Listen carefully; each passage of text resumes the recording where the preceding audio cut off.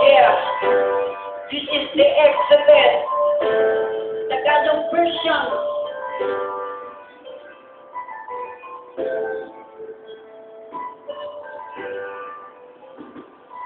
Kakayanin ko na lang na bumabang sa lupa para mapatawa ko ang aking nagawang kasalanan tayo sa sobrang lupit ko para pagmulahan ako nila pag sinasapusay. Ano ba ito? Ang sarili ko nitong bigat ang bakal na bato dahil nawala ang aking kakapuslato. Kaya nasasana kita mahal, sana mapatawad ko pa rin ako. Sobrang hirap ang nararanasan ko ngayon. Kasalanan sa Diyos.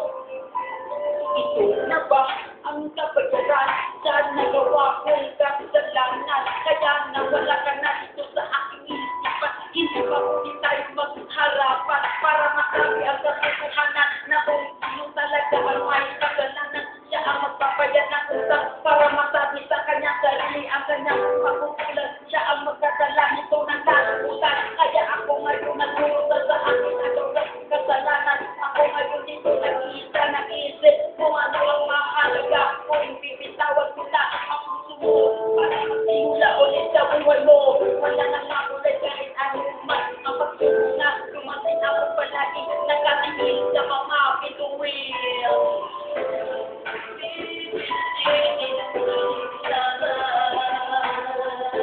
Para sa aking kabayaran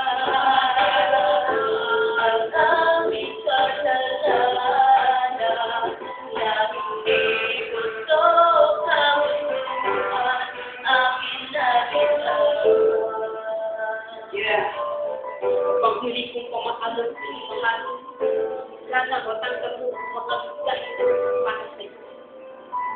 Sa pagmuli kong pamaalam sa iyo mahal, sana mapakinggan mo ang kanta ko na kay tagal. Ikusumpin ako ng dahil sa iyo, sana matanggap mo ang mga mensahe ko para sa iyo mahal. Dahil nakasulat dyan, paalam na sa iyo mahal, limutin natin nakaraan na kay tagal. Kahit ilangan ang dekada dumaan, para sa akin hindi kita malilimutan. Kaya ako nagpakalayo-layo para kapag natinatag na panahon muli tayo magkatagpo at sasabihin ko lahat sa'yo. Ikaw pa rin ang minahal ko, hindi malimutan. Kahit lang ikaw pa rin ang nasa isipan kahit hindi mo